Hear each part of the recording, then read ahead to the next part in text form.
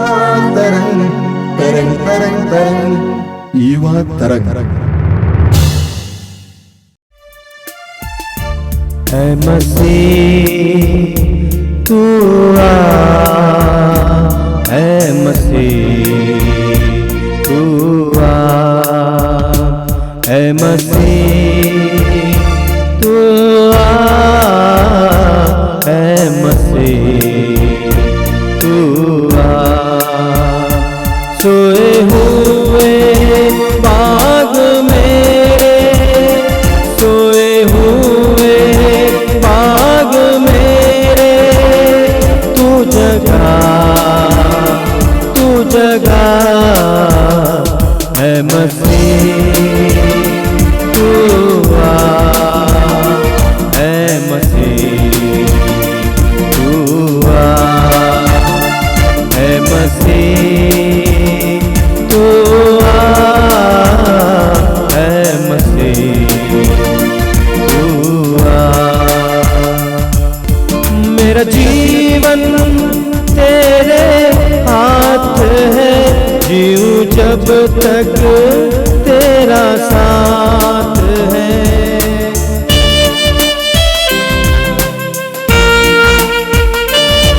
मेरा जीवन तेरे हाथ है, जीऊं जब तक तेरा साथ है। मेरे दिल में जो खुशियाँ, मेरे दिल में जो खुशियाँ, तू सजा है मसीह तू आ, है मसीह तू आ, है मसीह तू आ, है मसीह तू आ। सबों को जय यीशु। यीशु क्रिस्त में मेरे सभी युवा भाई और बहनों, हम पुनः एक बार परमेश्वर की उपस्थिति में आए हैं ईश्वर का वचन सुनने। और मैं प्रभु से यही निवेदन प्रार्थना करती हूँ कि इन वचनों के द्वारा आपका जीवन शुद्ध हो जाए, आप ईश्वर की इच्छा को जान पाए और ईश्वर के मार्गों पर चलने के लिए परमेश्वर आपको कृपा दे और आपको सामर्थ्य प्रदान करे। तो मेरे सभी युवा साथियों, कुछ समय पहले मैंने एक प्रचारक के बारे में पढ़ा जो अपने जीवन के बारे में कुछ बातें बतला रहे थे, उनके पारिवारिक जीवन के बारे में। और वो बता रहे थे उनके 4 बच्चे हैं, उनके 4 संतान हैं, और बता रहे थे कि बचपन से कैसे वो अपने संतानों को यीशु इस विश्वास में उनको सुदृढ़ बनाने के लिए उनके साथ कितना समय बिताते थे, सही शिक्षा देने के लिए, ईश्वर के वचनों को सुनाने के लिए और ईश्वर की आज्ञाओं के अनुसार उनका जीवन चले, उसके लिए उनके साथ इतना समय बिताकर उनका अच्छी तरीके से लालन पोषण करते थे। और एक बार प्रचारक ये भी कहने लगे कि जब वो छोटे थे और बिल्डिंग के या तो अड़ोस पड़ोस के कई दूसरे बच्चों के साथ जब वो खेलते और आने के पश्चात जब उन बच्चों से, अपने ही बच्चों से उन्होंने अगर कुछ ऐसा सुना जो विश्वास के विरुद्ध है, तो पिता को जरा भी ये अच्छा नहीं लगता और पिता जाकर कह देते बच्चों को कि आइंदा तुम उन बच्चों से तुम्हारा मिलना जुलना नहीं होगा, या तो जाकर अड़ोस पड़ोस के माता पिता से कहते कि आप अपने बच्चों को सही शिक्षा दीजिए। और वो प्रचारक बता रहे थे कि जब उनके बच्चे बड़े हो गए, जब कॉलेज में भी जाने लगे, तो जब उनको पता चला कि उनके दोस्त कोई भी मित्रगण उनको परमेश्वर के विश्वास से उनको गुमराह करना चाहते हैं या तो उनको पाप के मार्ग की ओर या किसी कुकर्म की ओर प्रेरित करना चाहते हैं या संसार के तौर तरीके सिखलाना चाहते हैं, तो वो प्रचारक बता रहे थे, वो पिताजी बता रहे थे, मेरा खून खौल उठता। मुझे लगता कि मेरे बच्चों को मैं कैसे उनका निरीक्षण, उनका कैसे संरक्षण करूं। जब ये प्रचारक ये सारी बातें बता रहे थे, मैंने जब बारे में ये सब सुना तो अचानक मेरे दिमाग में मेरे बचपन की कुछ बातें मुझे याद आ गई। हमारे घर में हम 3 भाई बहन हैं। मैं सबसे बड़ी हूँ, मेरी छोटी बहन है और मेरा छोटा भाई है, और मेरा भाई मुझसे 10 साल छोटा है। तो बचपन से ही मेरा उसके साथ बहुत ज्यादा लगाव रहा, और उसका भी मेरे साथ, बल्कि हमारी मम्मी से भी बढ़कर, यानी मेरा भैया मुझसे ज्यादा और करीब था। तो मैं उसको स्कूल में लेकर जाती, उसकी सारी पढ़ाई मैं करवाती, सब कुछ मैं ही करवाती। और मैं जानती हूँ कि बचपन में जब वो 4ठी कक्षा में था, मुझे याद है कि जब एक दिन वो स्कूल से वापस आया तो उसने कहा कि पता है दीदी, कल जाकर हम ऐसा कुछ करने वाले हैं। और मैंने पूछा क्या करने वाले हो? तब कहा कि उनके सारे दोस्तों ने कुछ तय किया है कि हम क्लास में कुछ बदमाशी करने वाले हैं एक टीचर के साथ, और जो टीचर से वो बहुत ज्यादा उनको यानी अच्छे नहीं लगती है वो टीचर, और उनके साथ कुछ बदमाशी करने वाले हैं, कुछ शरारत करने वाले थे। मैंने जब ये सब सुना तब मैंने कहा, किसने तुम्हें ये सब बताया? किसने तुमको ये सब सिखाया? मैं बहुत गुस्से में आ गई। मैंने कभी तुमसे ऐसी कुछ बातें सिखाई है? मैंने तुम्हें क्या सिखाया है, और क्या हमारे घर परिवार की क्या शिक्षा है? कभी भी अपने बुजुर्गों या अपने बड़े लोगों से या अपने टीचर लोगों से ऐसे कभी व्यवहार करते हैं? तो उसने कहा, पर मैं क्या करूं दीदी, सभी दोस्तों ने ऐसे तय किया है। और मैंने कहा, आइंदा तुम ऐसे दोस्तों से नहीं मिलोगे। और अगले ही दिन मैं जाकर टीचर से मिली, उनके प्रिंसिपल से मिली, और कहा कि मेरे भैया को इन दोस्तों के साथ ना बिठाना, उनको अलग बिठा देना। और मैंने जाकर कंप्लेन कर दी कि आपके क्लास में ऐसे भी बच्चे हैं जो इस तरीके से शरारत करना चाहते हैं। उस समय मैं उत्तेजित होकर ये मैं सब कर रही थी, पर आज मैं सब सोचती हूँ तो मुझे लगा क्यों ये मैं सब कर रही थी? क्यों? क्योंकि मैं किसी भी तरीके से अपने भैया की रक्षा करना चाहती हूँ। मैं नहीं चाहती कि वो कोई ऐसा कदम उठाए जो गलत हो, वो कोई भी कुमार्ग पर जाए, और जो लोग उनको इस तरीके से भड़काना चाहते हैं या गुमराह करना चाहते हैं या उसके सही मार्ग पर रोड़े डालना चाहते हैं, मैं उनके विरुद्ध हो जाने वाली थी।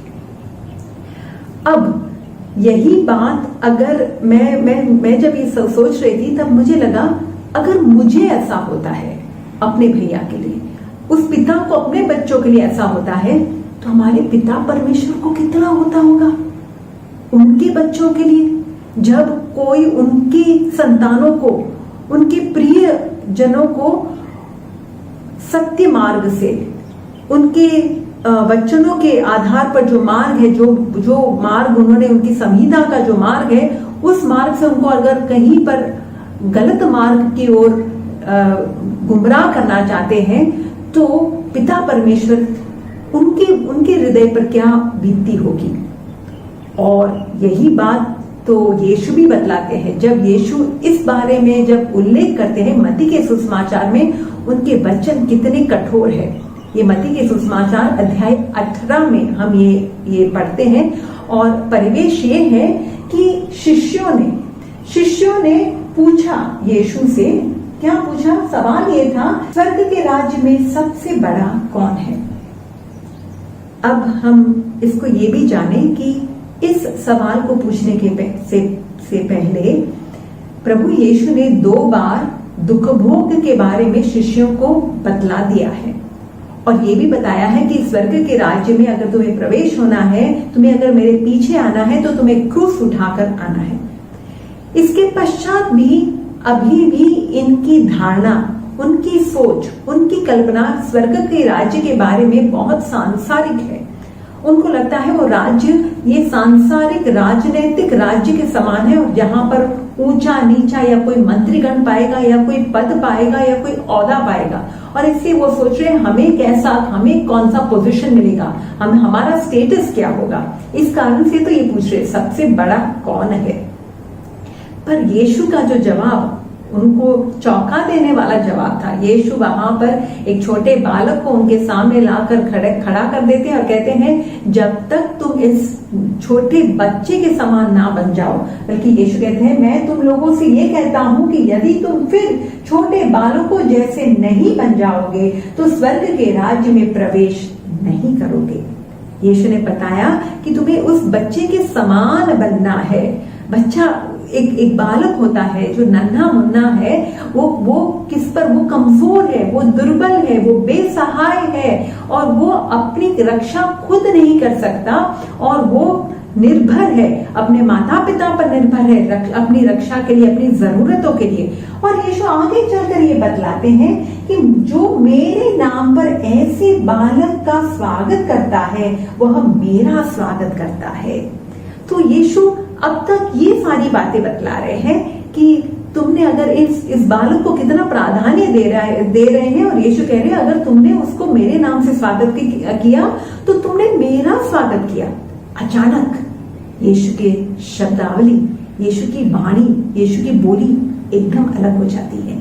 सुनिए वचन 6 में 18 मत्ती का सुसमाचार अध्याय 18 वचन 6 में यीशु कहते हैं, जो मुझ पर विश्वास करने वाले उन नन्हों में से एक के लिए भी पाप का कारण बनता है, उसके लिए अच्छा यही होता कि उसके गले में चक्की का पाट बांधा जाता और वह समुद्र में डुबा दिया जाता।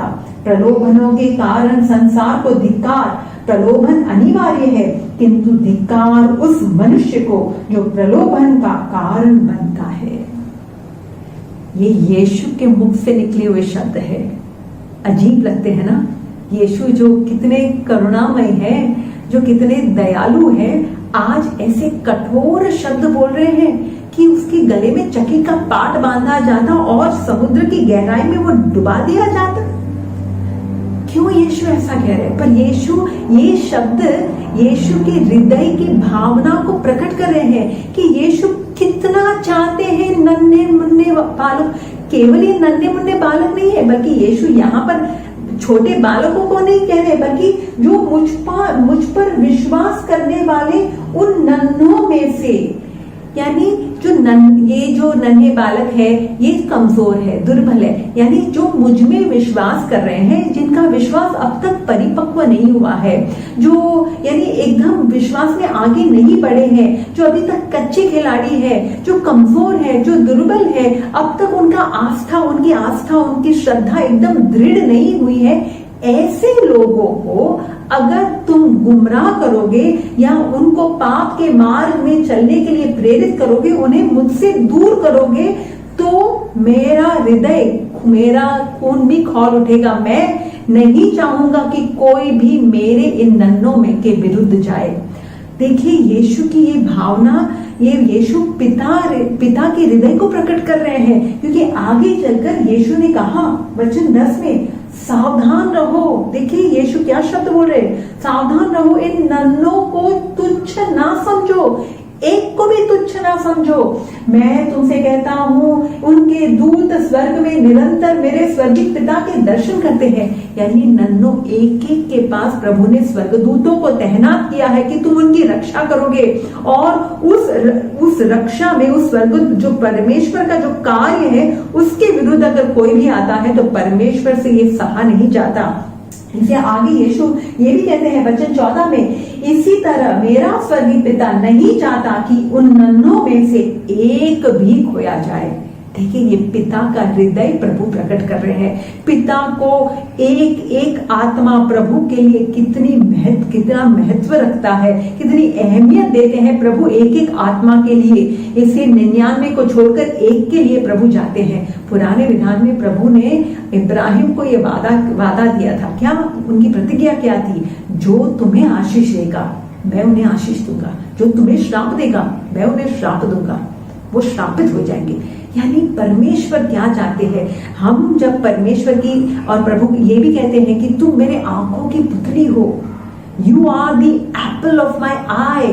इसलिए ये जो नन्हे भाई बहन हैं, जो विश्वास में अभी तक सुदृढ़ नहीं हुए हैं, जो धीरे धीरे कदम उठा रहे हैं, उनके लिए अगर हम कोई भी गलत उदाहरण दे या उन्हें कहीं पर भी भटकाने के लिए हम कोई भी कार्य करें तो ये परमेश्वर से सहा नहीं जाएगा।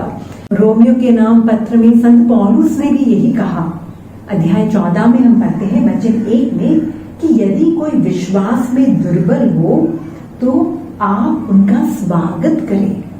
प्रभु चाहते हैं कि हम जो कमजोर हैं उनके हम विश्वास को बनाए, उनको तोड़े नहीं, उनको गुमराह ना करें। और इसे आगे लिखा है वचन 13 में, इसे हम लोग आगे चलकर एक दूसरे का न्याय नहीं करें बल्कि ये निश्चय कर ले कि हम अपने भाई के मार्ग में ना तो रोड़ा अटकाएंगे और ना ठोकर लगाएंगे।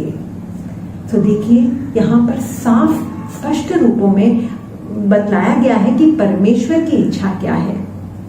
आज भी मैं जानती हूँ कि मुझे याद है मैं कुछ सालों पहले मैं उड़ीसा गई थी, राउरकेला, और वहाँ डॉन बॉस्को का एक स्कूल है जहाँ पर अनेक बच्चों को वहाँ पर हम साधना चलाने हम गए थे और काफी भारी संख्या में राउरकेला के अनेक विश्वासीगण वहाँ पर शामिल हुए थे। और अंतिम दिन कुछ बेटियां, छोटी बेटियां और कुछ बच्चे मुझसे मिलने आए और कुछ बड़े बुजुर्ग भी मिलने आए।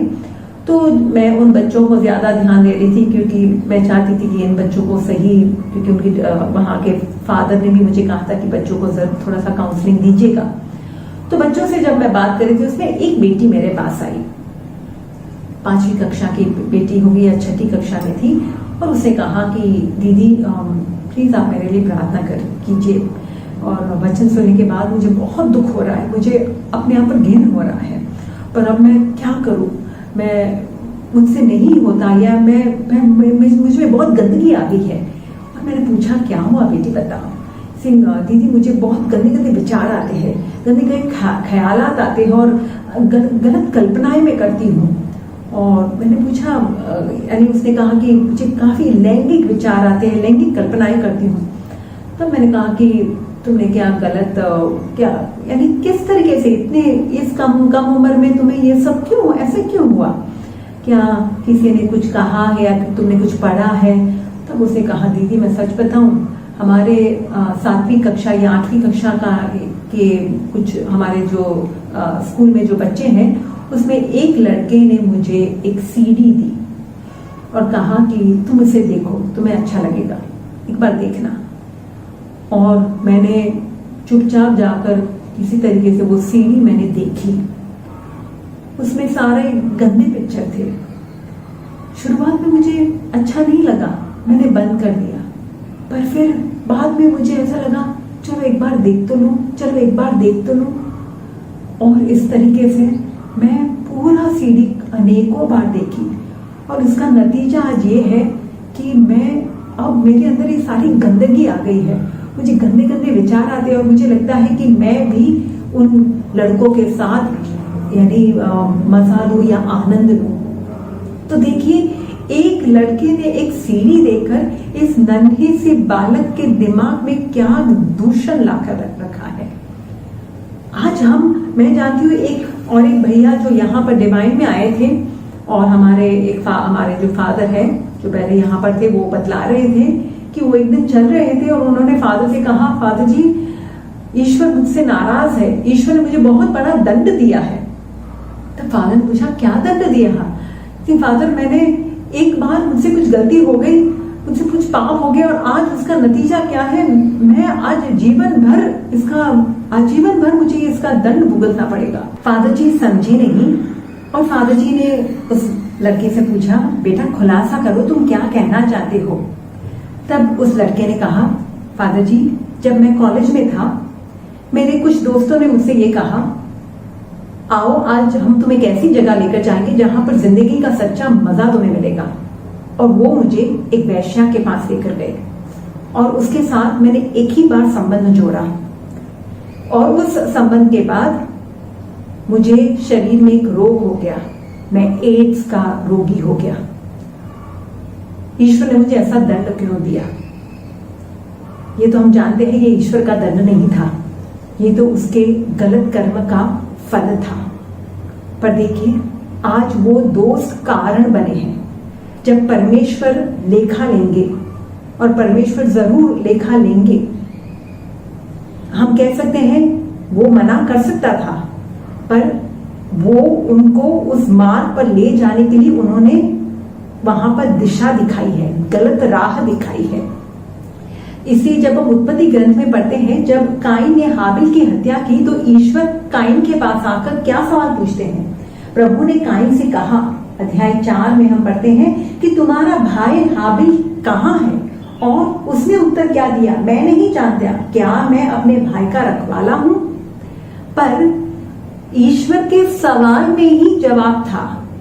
सवाल क्या था? तुम्हारा भाई हाबिल कहाँ है? ईश्वर ने यह सवाल क्यों पूछा?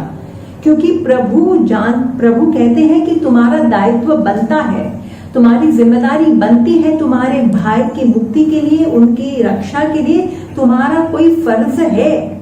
हम अपने भाई, अपने बहन, अपने पड़ोसी के रखवाले हैं, जरूर है। अगर परमेश्वर कहते हैं कि एक अगर विश्वास करता है तो एक के विश्वास पर सारे परिवार की मुक्ति मिलती है, तो एक के गलत राह पर चलने के लिए दूसरे लोग भी उस राह से गुमराह हो जाते हैं। मत्ती के सुसमाचार अध्याय 10 वचन 42 में प्रभु यीशु ने कहा, तुम्हें नन्हे बालकों में से एक को भी एक पानी का एक प्याला भी अगर तुम पिलाओगे मेरे नाम से तो तुम्हें जरूर पुरस्कार मिलेगा। यानी हम अपने छोटे भाइयों के लिए, उनको सत्कार, उनके लिए, उनकी जिंदगी में ईश्वर के राज्य में बढ़ावा देने के लिए अगर हमने कोई अच्छा छोटा कदम भी उठाया है तो प्रभु उसके लिए, प्रभु उसका भी इनाम देते हैं, पुरस्कार देते हैं। तो उसी तरीके से अगर हम उनको, उनके लिए, उनके मार्ग में बाधा लाते हैं या पाप करने पर प्रेरित करते हैं या हम उस पाप का कारण बनते हैं, प्रलोभन का कारण बनते हैं, तो जरूर प्रभु हमें जिम्मेदार ठहराएंगे। इसलिए हम इस बात को, इस पाप को हम हल्का ना ले, हम समझे कि परमेश्वर क्या चाहता है हमसे। हम वी आर रिस्पॉन्सिबल, हम अपनी जिम्मेदारी को उठाएं। हम जब क्रिस्तीय हैं तो लोग हमारी ओर देखते हैं और प्रभु कहते हैं बालक के समान बनो। बालक आखिर में सीखता कहाँ से है?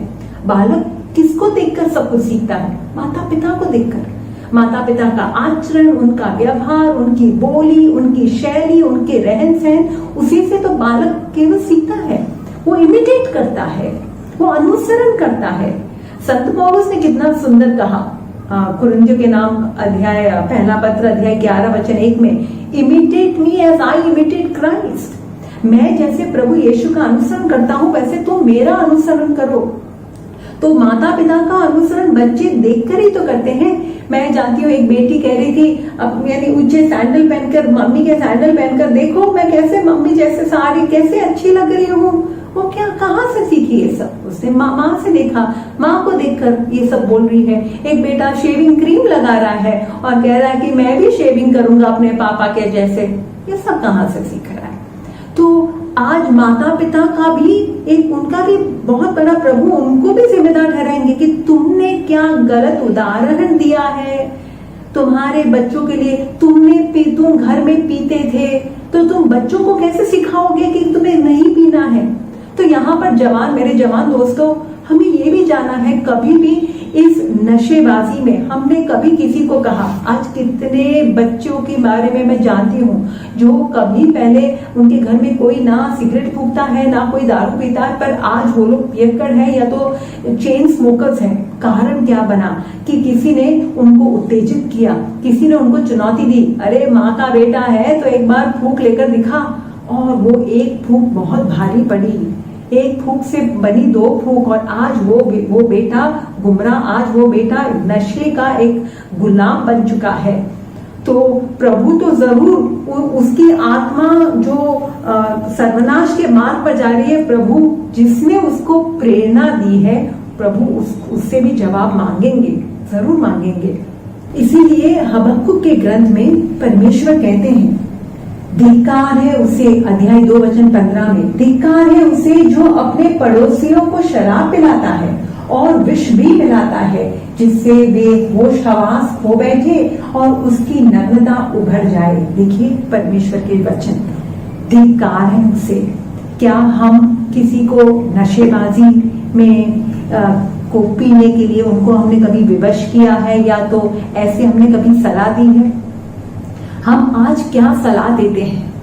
हम किसको किस तरीके से कोई परिस्थिति आकर हमसे कोई कहता है, अपनी जिंदगी की कोई समस्या बताता है, तो हम क्या उसका सही मार्गदर्शन कर रहे हैं, उनको सही राह दिखा रहे हैं? हमारे दिवाली ध्यान केंद्र में काफी बंबई से, काफी वसई से काफी लोग आते हैं यहाँ पर, और मछुआरे लोग भी आते हैं।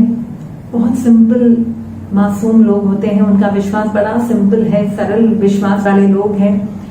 और एक परिवार हमारे पास जो आया वो कह रहे थे कि आज हमसे बहुत सारी गलतियां हो गई, हमने इतना सारा जादू टोना में और किसी बाबा के पास जाकर हमने अनेक सारी यानी चीजों को लिया है, हमने कुछ मंत्र लिया है, कुछ अंगूठी पहनी है। अब मैंने पूछा कि आप सब ऐसा क्यों किए विश्वासी होने के बावजूद? तब उन्होंने कहा कि क्या करें दीदी, हमारे जीवन में कुछ बहुत बड़ी समस्या, पैसों की समस्या आ गई, बहुत बड़ा कर्जा हो गया। और किसी ने हमको ये बतलाया, हमारे किसी दोस्त ने ये हमको ये बतलाया कि वहां बम्बई में एक जगह है जहां पर एक मुस्लिम बाबा है और उनको वो आपको कुछ पानी देंगे या आपको कुछ एक ताबीज पहनाएंगे, उससे आपके अनेक सारी परेशानियों से आप मुक्ति पाओगे। और वो उस बाबा के पास जाकर कई सारी बातों में वो फंस गए, एक बात दूसरी बात में उलझ गई, और कितनी ये तो जैसे लग रहा था कि जैसे खड्डे में और डूबते जा रहे। और आखिर में वो एकदम इस हाल में उनका वो इतने बेहाल हो गए कि उनको लग रहा था अब हमें कौन बचाएगा। तब किसी और एक पड़ोसी ने उनको ये सलाह दी, आइए डिवाइन में आइए, परमेश्वर के पास आइए, उनसे माफी मांगिए, पश्चाताप कीजिए, जो भी है जाने दीजिए, प्रभु के पास आइए।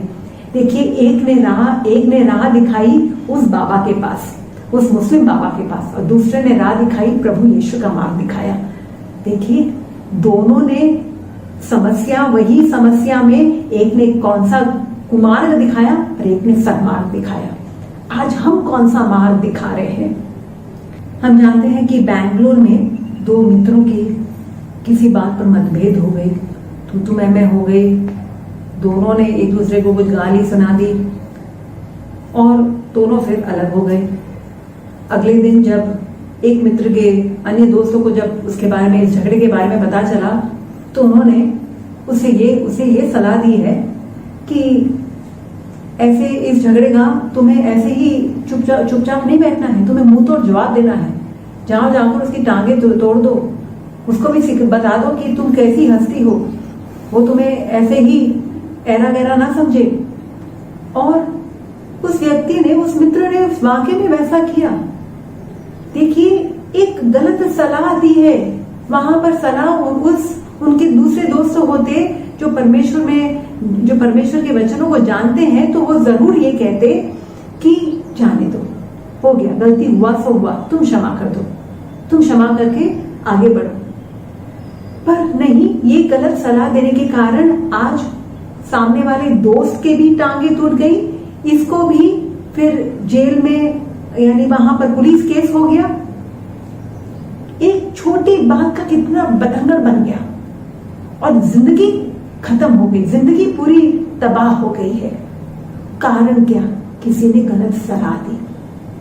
तो आज हम, परमेश्वर जरूर हमसे, हमारे एक कदम, हमारे व्यवहार, हमारी बोली, हमारे वचन, हमारा व्यवहार, सबके लिए प्रभु हमसे जरूर उसका हिसाब मांगता है। देखिए, मैं एक यहाँ पर जवान लोगों की रिट्रीट थी, तब एक लड़के ने आकर कहा कि दीदी, मैं जानता हूँ कि सबकी आजादी होती है, सबकी आजादी है, उनको जो पहनना है, जो करना है वो कर सकते हैं, पर कई बार हमें इस आजादी को उसका ज्यादा फायदा नहीं उठाना चाहिए। हमें देखना चाहिए कि किस माहौल में हम जा रहे हैं, किसके साथ हम जा रहे हैं, यहाँ कौन लोग आसपास में हैं, उस तरीके से हमें कपड़े भी नहीं पहन के हमें पहनने चाहिए। तब वो बतला रहे थे कि क्रिसमस का दिन था और रात का मीसा का समय था। उसने बहुत मन से प्रार्थना की थी कि प्रभु, मैं आज पूरे तन मन से इस क्रिसमस मीसा में, इस मीसा बलिदान में मैं भाग लूंगा। और जब वहां मीसा बलिदान में वो भाग लेने को वहां बैठा है, मीसा को बीचों बीच अचानक पीछे से टक टक टक करके आवाज आ रही है और सबका ध्यान वहां पर गया और एक लड़की आ रही है जिसका पूरा पीछे का बदन पूरा खुला था और ऐसे बाल, ऐसे बिखरे बिखरे बाल, पूरा स्टाइल मारकर वो आगे बैठ रही है। अब मीसा में सबका ध्यान बेदी पर नहीं है, पर सबका विशेषकर वो बता रहे कि मेरा ध्यान तो बस उस लड़की की ओर ही जा रहा था, मैं मीसा में ध्यान नहीं लगा पाया। देखिए उस लड़की का, शायद आजकल कई जवान बच्चे ऐसे कहते हैं उसको अपनी आंखों को संभालना है, वो क्यों हमारी ओर देखे, हम तो जो चाहे पहन सकते हैं। No, we can not say that. हम रिस्पॉन्सिबल है, वी आर रिस्पॉन्सिबल। तुम्हारा भाई हाबिल कहाँ है? तो प्रभु जरूर पूछेगी उस लड़की को कि तुम्हारे पहरवेश से, तुम्हारे कपड़ों से अगर कोई तुमने किसी को पाप करने के लिए प्रेरित किया, तुम पाप का कारण बने हो, तो मैं तुम्हें भी जिम्मेदार, उसको तो पाप के लिए उसको तो भुगतना ही पड़ेगा, पर तुम्हें भी उसका जवाब देना पड़ेगा। तो आज हम इस बात से छटक नहीं सकते।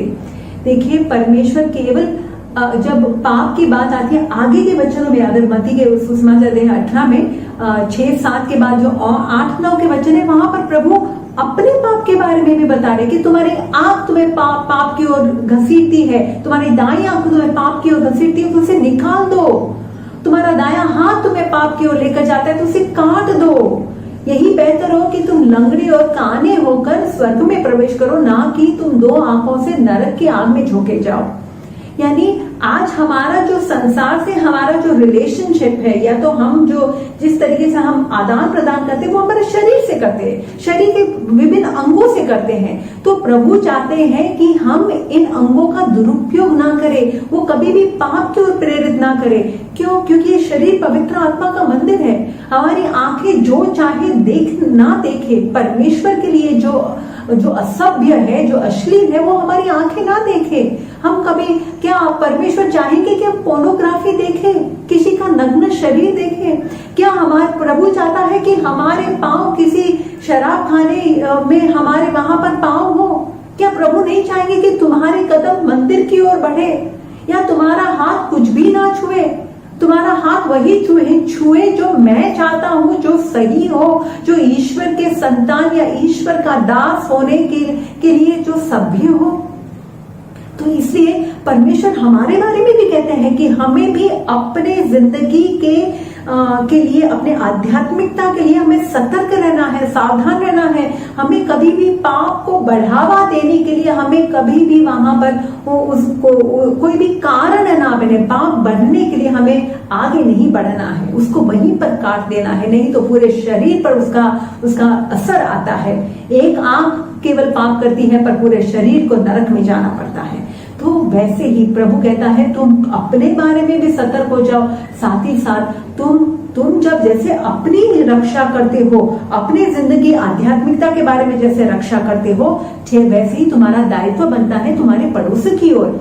तुम अपने पड़ोसी को अपने समान प्यार करो। अगर अपनी रक्षा ऐसे करते हो तो पड़ोसी के लिए भी हमें रक्षा करनी ही होगी ना। इसलिए प्रभु कहता है कि तुम धरती के नमक बनो। धरती का नमक का कार्य क्या है? नमक स्वाद लाता है दूसरों की जिंदगी में, और नमक प्रिजर्व करता है, नमक यानी संभाल के रखता है। तो आज हम अगर धरती के नमक बनना है, यानी दूसरों की जिंदगी में स्वाद लाना है, उनकी कमजोरी में बढ़ावा देने का, कमजोरी में उनको सबल बनाने के लिए, हमें उनके विश्वास में बढ़ावा देने के लिए हमें कार्यान्वित होना है। हमें सक्रिय तौर से हमें कुछ कदम उठाने हैं, उनको मदद करनी है। कोई हमारा भाई है जो वहां पर बहुत ज्यादा पिक्चर देखता है, बहुत ज्यादा, तो उसे कहना है नहीं भाई चलो आज इतवार है, प्रभु का दिन है, चलो हम प्रभु के मंदिर में जाए, मीसा में भाग ले, आइए हम दूसरे जरूरतमंदों के लिए मदद करें। ऐसी इस तरीके से हमें प्रेरणा देनी है। तो हमें स्वाद लाना है और हमें प्रिजर्व करना है।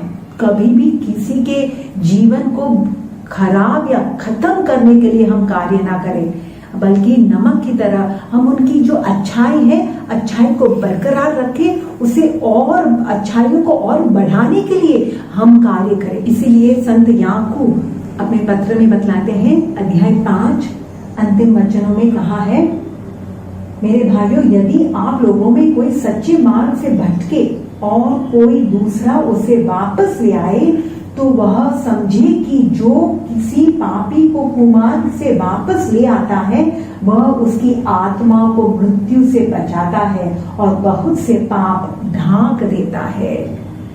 हमारा कार्य क्या होना चाहिए? दूसरों को बचाना है। यीशु का जो काम, प्रभु गडरिया का काम हमें भी सौंप रहे हैं कि यीशु ने जब पेतरू से कहा, तुम मुझे प्यार करते हो तो मेरी भेड़ों को चराओ, मेरी भेड़ों की रक्षा करो।